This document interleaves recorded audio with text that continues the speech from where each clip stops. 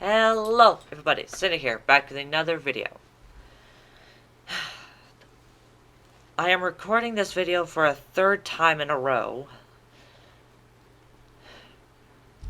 Mainly due to the fact the first recording had a mic problem. And then the second recording, my mom decided to calm me down in the most inconvenient of times. So, yeah.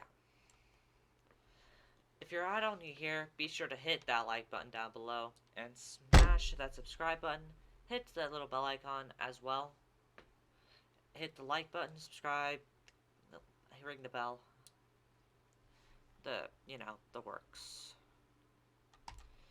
And on my last video, 90.3% of all of you who have watched that video are not subscribed. So please be sure to subscribe. It helps my channel out a lot, and we're trying to get to 400 subscribers by the end of the year. And if so, I will release merchandise. Be sure to tell your friends, family, as well. And if any of you are returning, please subscribe. It doesn't take too long. It takes like 2 seconds. It's free. And if you don't like the content, you can just unsubscribe. Anywho, also, five people from the 5 people of the number of people who are new subscribers or just subscribers in general. One of you 5, leave a comment down below telling me your name, well, username and all that, saying, hey, I subscribed. And I'll pick five of you to be able to receive an exclusive item that no one else is gonna get. So be sure to subscribe. Let's get to today's video. A firefighter is running through a burning apartment building. The air is thick with black smoke as burning debris crashes down around him. In the chaos, he's been split up from the rest of his crew. They've probably already exited the structure, and based on the conditions, he probably should too. But just as the firefighter turns to head back down the stairs, he hears something. There are cries coming from a room down the hall. The firefighter runs to the door. There's definitely someone inside. He can hear their voice as they cry for help. "I'm coming," the firefighter yells. But when he tries to open the door, it won't budge. He backs up and throws his body against it, again and again and again, until finally, the door bursts open. A wave of heat and smoke hits the firefighter, but he can see who is crying for help. There, across the room, hiding halfway under the bed, is a young girl. She's clutching a stuffed rabbit and crying with fear. The firefighter takes a step towards her, but he can feel the floor start to give way and has to step back. It will never support his weight. Who the hell built this place if the floor can't survive a grown man's weight? Does this guy weigh like 800 pounds? I mean, seriously. He'll need the girl to crawl to him. It's her only chance. He beckons for the girl to come to him as more flaming debris rains down. The little girl starts to crawl towards him, slowly at first, but then faster. She's almost to him when there's a loud crack. The fireman can only watch as the floor collapses beneath the little girl, and she falls. But suddenly, she stops. The fireman can't believe it. Her shirt has caught on a damaged pipe, and she hangs in the air as her stuffed rabbit is swallowed up in the flames below. The fireman reaches out for the little girl as she extends her hand towards his. They both stretch as far as they can, just a little further. They're almost touching, almost there. Just as their fingertips touch, the rest of the floor gives way, and they both fall. Outside, multiple crews man hoses and fight against the blaze, trying to contain the fire which is quickly getting out of control. There's a cry from one of the teams, and the men start running as a large portion of the building collapses. "Was anyone still in there? Where's John?" the fire chief asks anyone he can find, but no one has seen him. Just then, in the entrance of the building, a figure appears, silhouetted against the flames. It's John. He steps out of the burning building. Sorry about that. Seasonal allergies. His suit looks like it has been completely melted by the flames. Somehow, he's alive. But he's alone. As the other firefighters rush to help him, he looks like he is in a daze. They ask him what happened, if there's anyone else inside who might still be able to make it out. But he can only stare at them. A few weeks later, John is sitting in the firehouse. His fellow firefighters can still hardly believe that he made it out of that inferno unscathed. But while the fire miraculously didn't touch his body, it seems to have made an impression in other ways. He's once again at a table with numerous papers spread in front of him. One of the other firemen from his crew starts teasing him about working on one of his projects yet again. What is it this time? Is he doing his monthly budget again, checking credit card statements for fraudulent charges? John is working on his retirement plan, actually. That fire may have shown him that life can be cut quite short, but it also taught him that it's important to get your life in order so that the time you do spend on this earth is well spent. The fireman is laughing at John's newfound fiscal responsibility when the bell starts to chime. No more jokes. It's time to suit up and get out. The firefighters arrive at another large structure fire. A man rushing out of the building tells them between coughs that there's still people inside. The firemen don't hesitate and head into the building. They search the second floor and see a door with smoke billowing out from underneath it. Oh boy. John checks the door for heat and gives a thumbs up.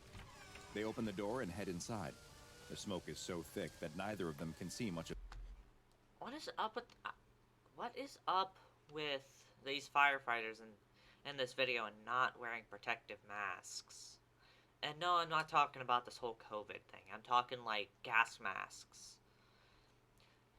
Since smoke is one of the one of the two threats, well, not two, there are multiple threats to a burning building, like, just, fire, smoke, all that.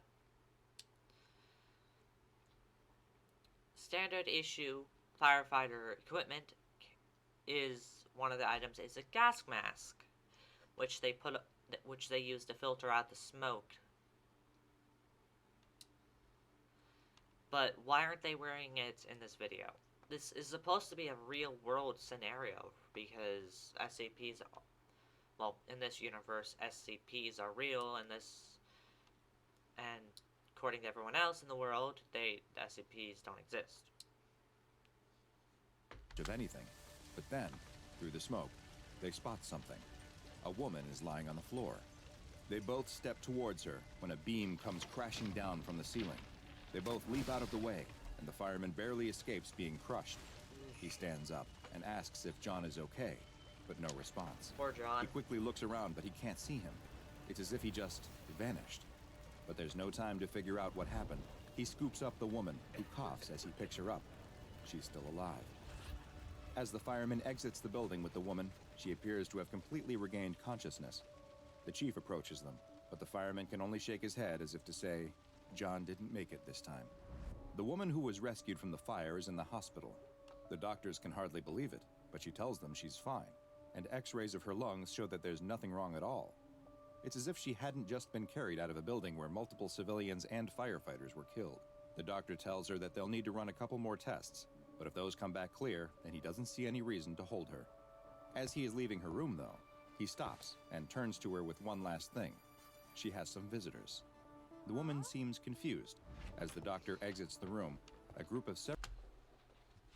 Yeah. I know what's gonna happen in this video since I've watched it 4 times trying to record these videos. So, yeah. Several people in dark black suits walk in. They look like FBI or CIA agents, but they don't have any badges. Good afternoon, ma'am. We're from the SCP Foundation. We've been looking for you. As the Foundation agents took this young woman into custody, researchers were already preparing a containment cell for her. Though once she got there, she would have a new name, SCP-069. This anomaly is a humanoid entity, though its exact appearance can vary dramatically thanks to its bizarre ability. Whenever SCP-069 is left alone with a recently deceased person's body, 069 will acquire its exact appearance. And not only will SCP-069 look like the recently expired individual, it will also take on their physical mannerisms, their voice, and even their patterns of speech, allowing it to look and sound exactly like the person who just passed away. In the same moment that it begins mirroring the person,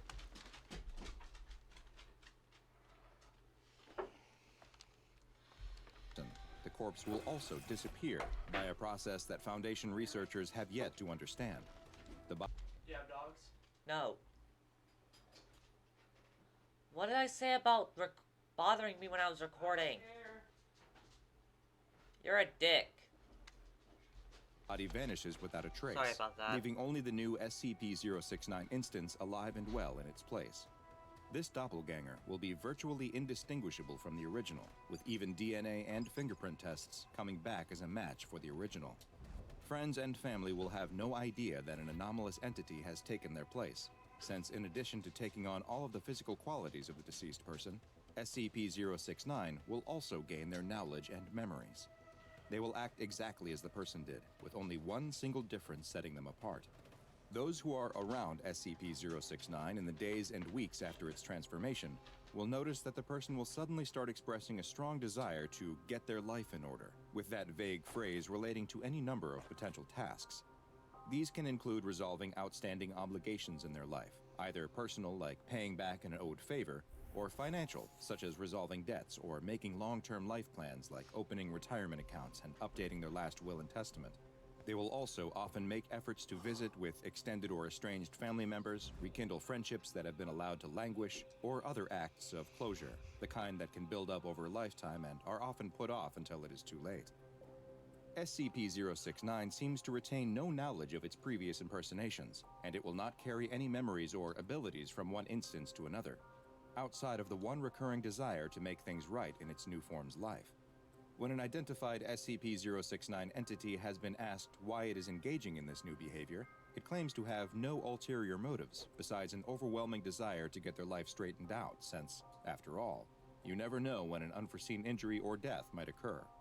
069 itself experiences pain, injuries, and death just as a normal human does, but those similarities end at the exact moment they expire. When SCP-069 dies, its body will rapidly decay, turning to dust almost instantly.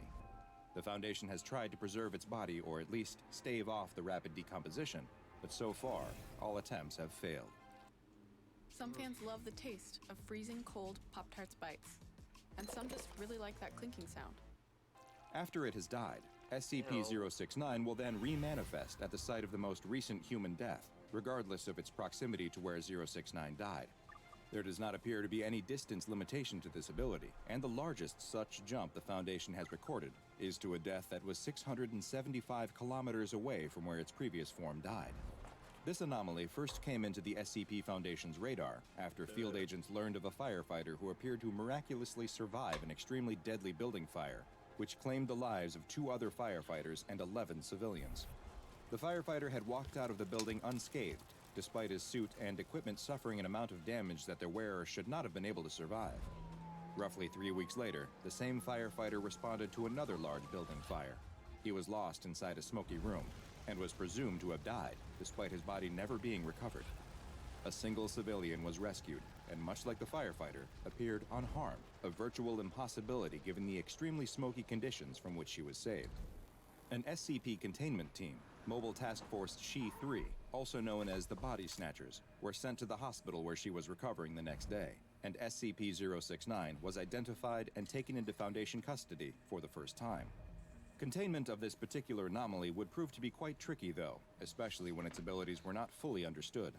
Several years after its initial capture, a guard assigned to SCP-069's cell was killed during a containment breach by another SCP, and the proximity of the guard's corpse to SCP-069 allowed them to take on their form. Though it was quickly discovered that the jump had taken place, and SCP-069 was returned to containment, they remained insistent that the Foundation was making a mistake and imprisoning one of their own.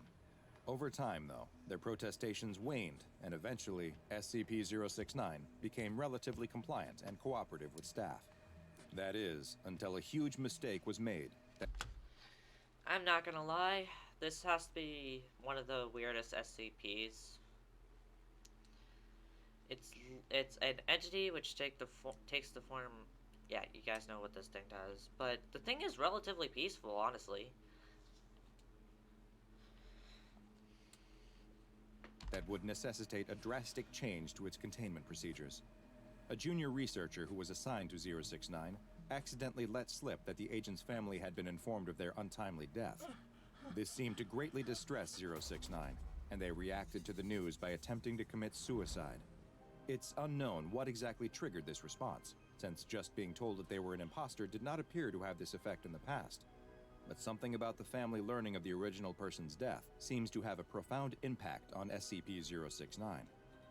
Following this event, SCP-069 has been placed on suicide watch, and plans to use other recently deceased SCP Foundation employees as possible targets for its ability have been suspended. SCP-069 continues to live in the form of its former guard, and is housed at Humanoid Containment Site 06-3. It continues to insist that it actually is the deceased agent, and still expresses a desire to get its life in order. Despite looking, sounding, and acting exactly as the former Foundation agent, it is not to be treated as if it is that person, no matter how tempting it may be for former friends and co-workers of the departed to have one last visit. If SCP-069 ever attempts to or is successful in breaching containment, it is to be subdued using non-lethal methods. Should SCP-069 die while in containment, Foundation agents are to closely monitor any reports of incidents where it appears that someone has somehow escaped certain death, a telltale sign that the person is now actually SCP-069. In the meantime, the Foundation will continue to study this strange anomaly, which has been classified as safe, and though we may never fully understand its abilities, perhaps there's something we can learn from it when it comes to second chances. That's all for today's video, everybody. Let's hope nothing else causes me to have to restart this recording all over again. If you're at all new here, be sure to hit that like button down below. And be sure to smash that subscribe button. Hit that little bell icon down below as well. To become a part of the Phoenix Squad. And again, let's get this channel up to 400 subscribers by the end of the year. And I'm going to link to the playlist for these videos down in the description below. That's all for today's video, everybody. Be sure to hit that like button down below as stated previously. And this is Cinder signing out. Goodbye!